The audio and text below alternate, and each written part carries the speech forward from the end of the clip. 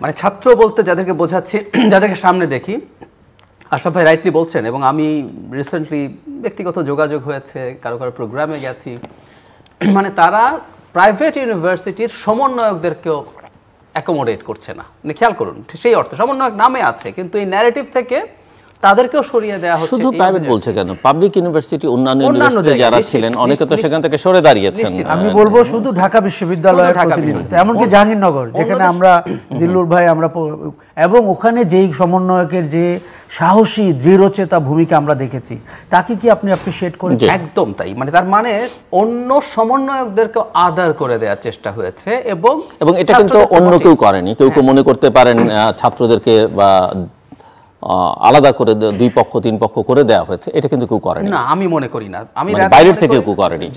যারা ওই সময় সিগনিফিক্যান্ট দেখাচ্ছিল তারাই আর এই অ্যাকোমোডেটিভ না করে তারাই এটার ক্রেডিট, ইনফ্যাক্ট ক্রেডিট ক্লেম করার চেষ্টা তো হয়েছে।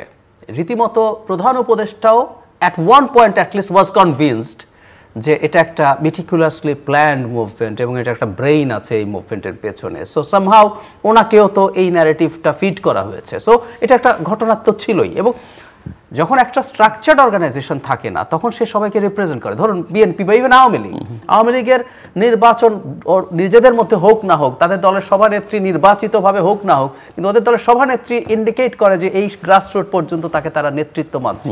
ছাত্রদের ক্ষেত্রে এটা হচ্ছে না। কিন্তু তারা যখন কথা বলছে ছাত্র জনতা, এই যে ছাত্র জনতার কথা বলে তারা তাদের প্রেশার গ্রুপ হিসেবে কাজ করছেন, তারা তাদের নানান মন্তব্য সামনে আনছেন, এটা আসলে এই সূত্র ধরেই, আপনার কথার সূত্র ধরেই আমি যদি আরেকটা প্রশ্ন করি যে প্রফেসর মোহাম্মদ ইউনূস তিনি যদি ধরেন অন্তর্বর্তীকালীন সরকার প্রধান না হতেন, বাংলাদেশের সামনে কোনো অপশন ছিল না ওই মুহূর্তে, কেউ অন্য কারো কথা ভাবেনি, কিন্তু তার তেমন কিছু আসতো যেত না। হয়তো শেখ হাসিনা সরকার থাকতে তাকে জেলে যেতে হতো, সরকারের পরিবর্তন হয়েছে, তার জেলে যাওয়ার কোনো পরিস্থিতি আর থাকতো না। কিন্তু এই পুরো প্রক্রিয়ার মধ্যে এই যে নানান বয়ান, নানান জনের কৃতিত্ব নেবার প্রক্রিয়া, এর মধ্যে, এবং আপনি একাধিক উদাহরণ টানলেন চিফ অ্যাডভাইজারকে কেন্দ্র করে, এর মধ্যে করে উনিও তো বিতর্কিত প্রশ্নবিদ্ধ, উনি নাচেও হয়ে যাচ্ছেন, এবং সেখান থেকে ওনাকে রক্ষা করবার উপায় কি? আমার প্রশ্নটা আপনাদের দুজনের কাছে এই কারণে যে বাংলাদেশের জন্য ওনাকে ব্যবহার করবার যথেষ্ট সুযোগ রয়েছে আগামী দিনে, এবং আমি তো মনে করি নির্বাচনের পরও যারাই ক্ষমতায় আসে তারাও যদি চায় ব্যবহার করতে পারে, এবং উনি যতদিন শারীরিক মানসিকভাবে সুস্থ থাকবেন, এবং আমি মনে করি যেহেতু উনি নিজেই প্রসেসের মধ্যে ঢুকেছেন, উনি নিজেও হয়তো কেউ যদি আন্তরিকভাবে চান উনি তার সেবাটা দিতে চাইবেন, উপায় কি?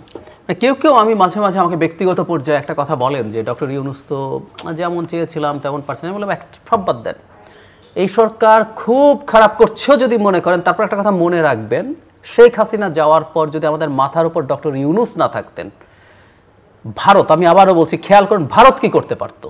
শুধুমাত্র এই ব্যক্তিটা ছিলেন বলে, ওনার আর সব কিছু যদি সরিয়ে রাখি, এটা আমাদের কপাল, আমরা কথ্য ভাষায় যদি বলি, উনি আমাদের মাথার উপরে ওই সময়টাই ছিলেন। ওনার স্টেচার গ্লোবালি এত বড়, এবং ঘটনাচক্রে ডেমোক্র্যাটরা পাওয়ারে ছিল, তার সাথে ওনার একেবারে ব্যক্তিগত পর্যায়ে সম্পর্ক আছে। সুতরাং আমরা ওই প্রবল ঝড়ঝাপটা আমরা সামলাতে পেরেছি সেই কারণে। সুতরাং এটা একটা বিরাট রোলের জায়গা আছে। কিন্তু হ্যাঁ, এখন খোলাখুলি যদি বলি, ডক্টর ইউনূস দেশে বিদেশে মিলে থাকতেন, এবং উনি বাংলাদেশের ঘটনা নিয়ে, প্রবাহ নিয়ে ওনার খুব বেশি এনগেজ থাকার স্কোপও ছিল না। উনি এতটাই গ্লোবাল পার্সোনালিটি।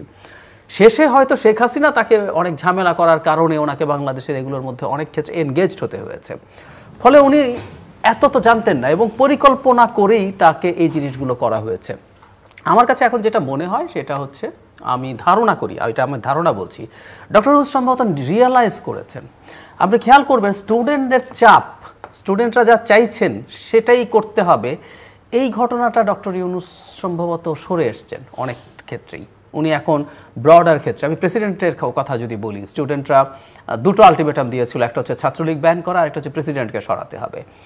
তো ছাত্রলীগ ব্যান করা হয়েছে, ইট ওয়াজ এ সফট টার্গেট, কিন্তু প্রেসিডেন্টের ক্ষেত্রে আমরা দেখলাম বিশেষ করে বিএনপি এবং তার কিছু সহযোগীরা মিলে যখন চাইলো না, সরকার ওই নেগোসিয়েশন করে সেই জায়গা থেকে সরে আসলো, এবং ছাত্রদের ওই চাপে আমলে নিচ্ছে না। আওয়ামী লীগ নিষিদ্ধ করা নিয়ে কিন্তু একই ধরনের আলোচনা আমি দেখছি। মানে ছাত্ররা এখনো, ছাত্র বলতে আমি সমন্বয়কদেরকে বোঝাচ্ছি, তার ছাত্র ওই যে এটা আসলে আমাদের বলতে বলতে অভ্যাস হয়ে গেছে, সমন্বয়করা এখনো খুব তীব্রভাবে চাপ দেওয়ার চেষ্টা করছেন যে আওয়ামী লীগকে নিষিদ্ধ করা, অন্তত বাহ্যিকভাবে তাদের ভেতরে ইচ্ছা কি জানি না, তারাও কিন্তু এখন পলিটিক্স করছেন, তারাও দল আছে, দল করবেন, এটা অলরেডি নিশ্চিত।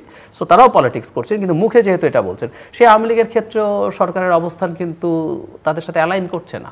সুতরাং আমি মনে করি উনি রিয়ালাইজ করেছেন এবং উনি সম্ভবত 21শে নভেম্বর সশস্ত্র বাহিনী দিবসে বেগম জিয়াকে যেভাবে নিয়ে গেছেন। তো আমি ধারণা করি সামনে, এবং এই অভিযোগও আছে, উপদেষ্টা 3 জন যখন নেওয়া হলো, বিশেষ সহকারী নেওয়া হলো, ছাত্ররা মানে সমন্বয় একটা অভিযোগ করছে যে তাদের কাউকে নেওয়া হয় না, তাদের সাথে কোনো আলোচনা করা হয়নি, এবং তারা একজন উপদেষ্টাকে, 2 জন বিশেষ করে একজনকে বিশেষ করে বলেছেন এখনই সরাতে হবে, আলটিমেটাম দিচ্ছেন করছেন, কিন্তু সরকার শুনছে না। ফলে আমি ধারণা করি তার সরকার পরিচালনা প্রক্রিয়া থেকে এই সমন্বয়কদেরকে আস্তে আস্তে সরিয়ে দিচ্ছে।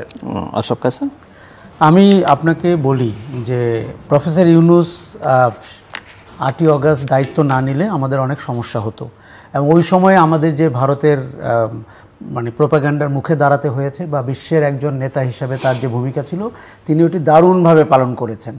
কিন্তু আজ 100 দিন পরে আমার মনে হচ্ছে যে উনি জিম্মি হয়ে গেছেন। উনি তার উপদেষ্টা পরিষদের কারো কারো হাতে জিম্মি। উনি ছাত্রদের কাউকে মাস্টার মাইন্ড বলে তার নিজের কাছে জিম্মি হয়েছেন, এবং উনি যেভাবে ব্রিফড হয়েছিলেন সেটা হয়তো হি ওয়াজ রংলি ব্রিফড। এখন আমি 2-1টা উদাহরণ দেখছি যে উনি হয়তো ডালপালা মেলার চেষ্টা করছেন, একটু বিয়ন্ড দেখার চেষ্টা করছেন। কিন্তু আপনাকে বলি, গত শাসনটির ব্যাপারে আমাদের অভিযোগ ছিল শাসনটি স্বচ্ছ এবং জবাবদিহিমূলক না। আপনি বলুন তো, এই শাসনটি কি স্বচ্ছ এবং জবাবদিহিমূলক? আমরা মনে করি না। দেখুন, ছাত্ররা বা ওই যে বৈষম্য বিরোধী জোট যদি আহত হয়ে থাকে যে 2 জন উপদেষ্টা নিয়োগ কী করে হলো, বাংলাদেশের মানুষও তো আহত, তারাও তো জানতে চায় আপনি কোন ক্যাটাগরিতে। দেখুন, আপনি যদি নির্বাচন কমিশনার নেওয়ার জন্য সার্চ কমিটি করতে পারেন, উপদেষ্টা নেওয়ার জন্য সার্চ কমিটি করেন না কেন? এটি কেন হাতে রেখে দেওয়া হয়েছে যে আমরা যখন যাকে চাইব? এটি তো সবচেয়ে অগণতান্ত্রিক আচরণ, এবং এটি তো সবচেয়ে অস্বচ্ছ। সংবিধান অনুযায়ী প্রধানমন্ত্রী বা সরকার প্রধান যিনি, তিনি তার পছন্দ যতজন ইচ্ছা সংবিধান অনুযায়ী। দেখুন, আমি যে কারণে কথাটি বলছি, এখন বিপদে পড়ে গেলে এবং আমাদের যদি অরাজকতা তৈরি হয়, তখন কি আমরা এই অভিযোগে ওনাকে তো অভিযুক্ত করতে চাচ্ছি না যে উনি ওনার মন মতো সরকার চালিয়েছেন, এখন পুরো দেশটি খাদে পড়ে গেল। আমরা চাচ্ছি আগাম পূর্বাভাস দিতে যে কোন জায়গাটিতে খাদে পড়ে যেতে পারে। ছাত্রদের একটা বড় ব্যাপার হবে। দেখুন, আমি মনে করি ছাত্ররা যদি রাজনীতি করতে চায়, যেটি তারা করতে চাচ্ছে, তাদের 3 জন উপদেষ্টাকে আপনার অন্তর্বর্তী সরকার থেকে বেরিয়ে আসতে হবে। এটি আমি বলছি এই অর্থে, আপনি নির্বাচনের পরের দিনই দেখবেন এদের ব্যাপারে মূল অভিযোগটি কী দাঁড়াবে, যেই পাওয়ারে আসুক। কাজে ইতিহাসে যে কী লেখা রয়েছে এদের জন্য, সেটি তারা এখনও পাঠ করতে পারছে না, এবং তাদের অনেক বয়ান, অনেক বিতর্ক, অনেক ইচ্ছা, সেগুলোর আসলে একটু মানে অগণতান্ত্রিক এবং কখনো কখনো হঠকারী, কখনো কখনো মানুষের মতের প্রতিচ্ছবি না। কাজেই তাদেরকে অনেক উপলব্ধি করতে হবে তারা রাজনীতি করে নির্বাচনে কি করতে চান, এবং তারা এই সরকারের উপরে, আপনি যেমনটি বলছিলেন যে আমরা আস্থা রাখতে চাই, তারা কি আস্থা রেখেছে নাকি তাদের কাজ এই সরকারকে দিয়ে করিয়ে নিচ্ছে? আমি ক্ষমতায় থাকতে যেটা হয়, সত্যি মিথ্যা নানা রকমের কথাবার্তা বাজারে করিডোরে চালু থাকে, এবং সেটা তাদেরকে নিয়ে হচ্ছে অনেক নেগেটিভ কথাবার্তা হচ্ছে। জিজ্ঞেস করেছিলাম যে এই উপদেষ্টা পরিষদ কি করে হলো, উনি বলেছেন ছাত্ররা চেয়েছে তাই। তা আমি ছাত্র নেতাদের সাথে জিজ্ঞেস করে দেখলাম, ওরা বললো যে 60% লোককে তারা আসলে চায়নি, তারা জানতেনও না এরা কারা। কাজে একটা অস্বচ্ছ ব্যাপার রয়েছে, এটি কিন্তু সরকারটির জন্য ভালো না। এখন এই সরকারকে আরও স্বচ্ছ হতে হবে, অ্যাকাউন্টেবল হতে হবে, এবং মানুষের সাথে কমিউনিকেশন বাড়াতে হবে। সরকারটি মানুষের সাথে কমিউনিকেশনে ভীষণ পুয়ার, এবং কখনো কখনো তারা অ্যাডমিনিস্ট্রেটিভ রদবদলকে ব্রেকিং নিউজ বলে চালাচ্ছেন।